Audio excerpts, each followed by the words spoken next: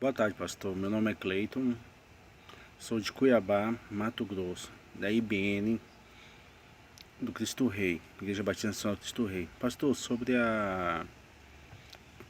uma pastora que diz ser pastora, que é lésbica, homossexual, o que o senhor acha sobre isso? Aonde está na palavra? Eu sei que não pode ter, jamais. Amém, pastor? Meu querido irmão Cleiton de Cuiabá, Deus abençoe o querido irmão. Muito obrigado pela sua interação, obrigado pela sua pergunta, que é salutar para nós. Alguns dias atrás, está no registro lá do canal Falando de Bíblia, uma resposta sobre a questão do ministério feminino. Foi até interessante porque o pastor Marcos do Rio de Janeiro e o pastor Igor Leonardo, lá de Aracaju, tiveram a mesma dificuldade de entender a questão do ministério feminino, e eu dei a parte 1 da minha resposta sobre o ministério feminino.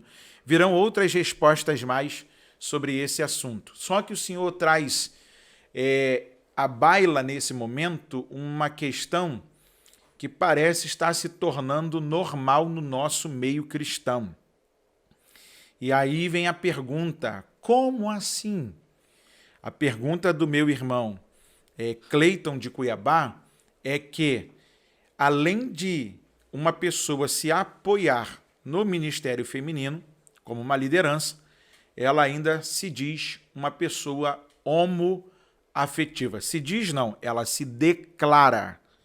E ela é abertamente declarada no que é.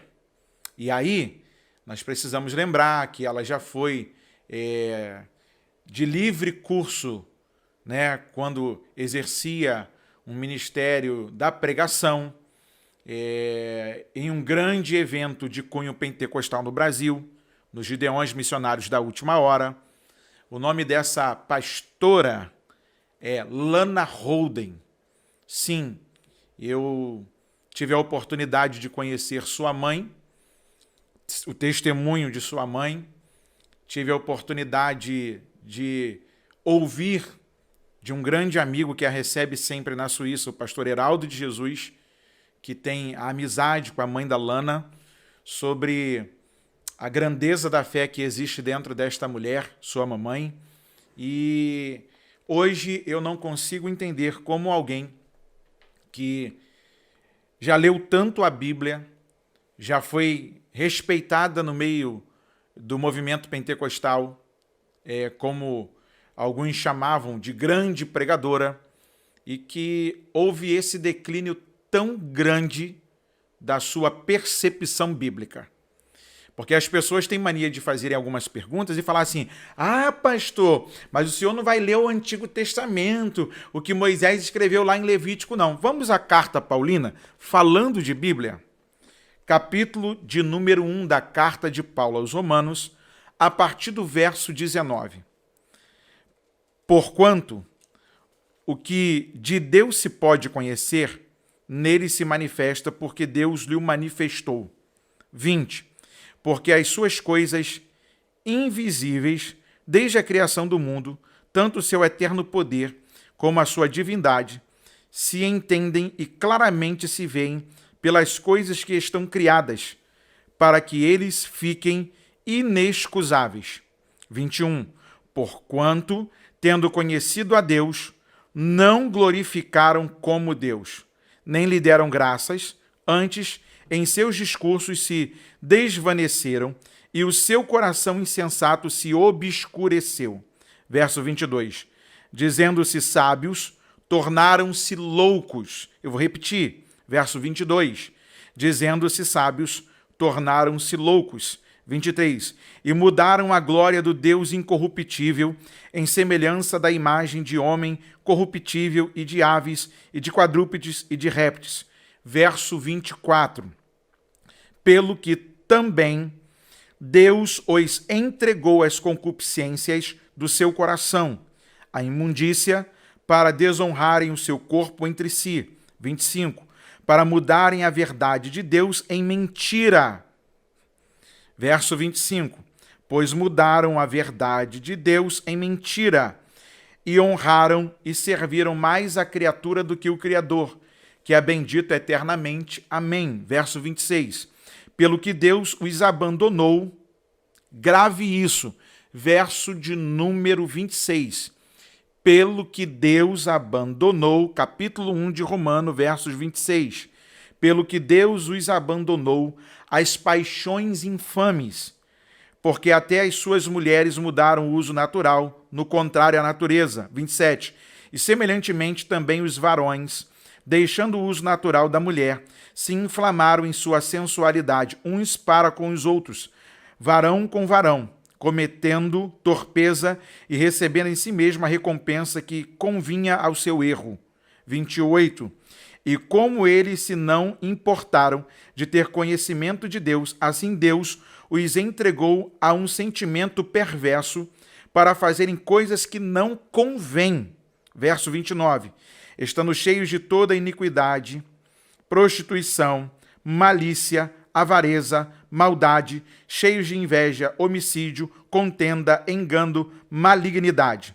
30. Sendo murmuradores, detratores, aborrecedores de Deus, injuriadores, soberbos, presunçosos, inventores de males, desobedientes ao pai e à mãe. 31. Nécios, infiéis nos contratos, sem afeição natural, irreconciliáveis, sem misericórdia. 32. Os quais, conhecendo a justiça de Deus, que são dignos de morte, os que tais coisas praticam, não somente as fazem, mas também consentem aos que as fazem. Mas o verso de número 26 me chama muito a atenção. Pelo que Deus os abandonou às paixões infames. Gente, tem gente que Deus não vai tratar. Desculpa aqui a minha sinceridade e o discurso muito aberto, isso não é coisa minha não, isso é da Bíblia. Paulo falou primeiro que eu e outras pessoas falaram mais na minha frente. Eu apenas estou fazendo coro às muitas vozes que já falaram e estou citando a carta de Paulo aos Romanos. Deus os abandonou às paixões infames. Tem pessoas que Deus não vai nem deixar na mão do diabo e nem quer na sua mão. Deus deixou aí, largada pelo mundo. Só que a pergunta do meu irmão Cleiton é uma pergunta legítima. Porque como cristão, eu preciso entender que a Bíblia é o meu parâmetro de fé. E que a Bíblia é o estatuto, é a carta magma que Deus me deu para seguir no caminho da fé. E a Bíblia, ela coloca ponderamentos, ela coloca limites, e ela me traz regras para que eu caminhe na fé com Deus e eu as obedeça. O problema é que as pessoas estão vulgarizando a fé. As pessoas estão quebrando as verdades de Deus e falando de coisas do seu ego, se prevalecendo de situações pelas quais elas acreditam que, pela sua interpretação, elas estão à vontade para fazer.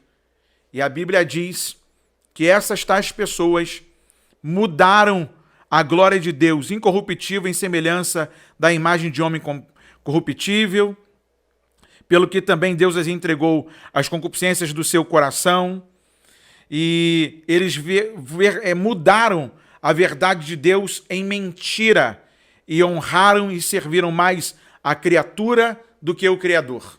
Isso é o que Paulo escreveu na carta aos Romanos, no capítulo 1. O contexto que Paulo está escrevendo é um contexto depravado. E o problema é quando esta depravação, esta imoralidade, ela adentra os nossos tempos, as nossas instituições, e elas tentam fazer a gente acreditar que elas não são mais um erro. E que a Bíblia não estava querendo dizer aquilo, que é o que muita gente fala. Ah, Deus me criou assim, Deus me aceita assim. Vou fazer coro à voz do reverendo Felipe Canosa, que esteve aqui alguns dias atrás.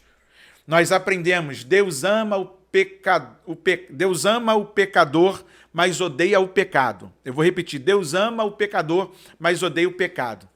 Deus ama a sua criação, mas odeia o pecado e odeia o pecador, porque o pecador é aquele que tem a alegria de pecar e não vê o pecado como uma forma de ofender a Deus.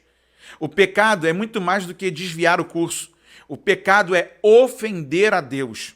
E se tem uma coisa que me chamou a atenção na pergunta do meu irmão Cleiton, lá de Cuiabá, é que assim como ele está estarrecido, e a minha comunidade cristã, eu faço parte das Assembleias de Deus no Brasil, nós também temos a Bíblia como a nossa referência de fé e nós não abrimos mão do conceito bíblico.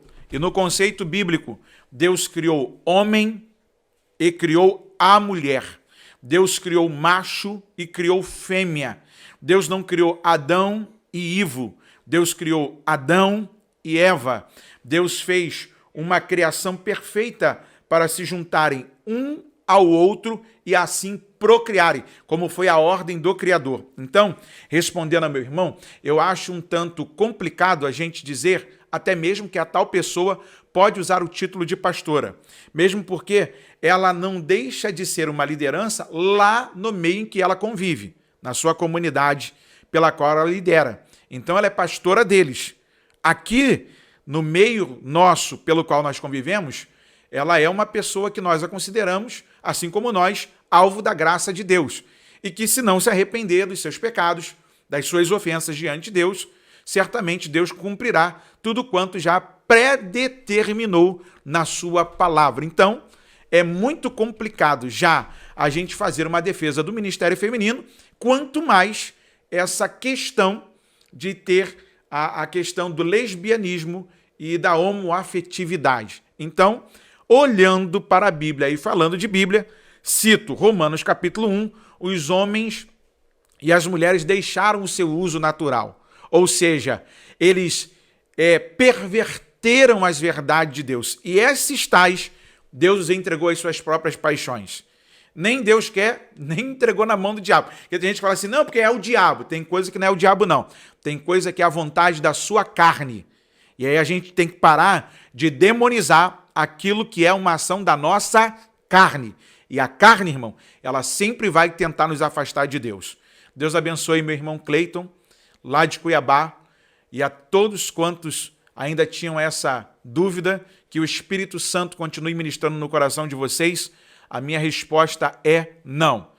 Altamente e audivelmente não. Biblicamente falando, nós rechaçamos essa ideia, porque Deus criou o homem para a mulher e a mulher para o homem. Não, Deus não criou a mulher para a mulher e o homem para o homem. Deus criou a sua obra perfeita. Deus criou o casal, Deus não criou pares, ok? Disse um determinado filósofo, as pessoas estão confundindo. Essa turma são creditados como pares, não são casais.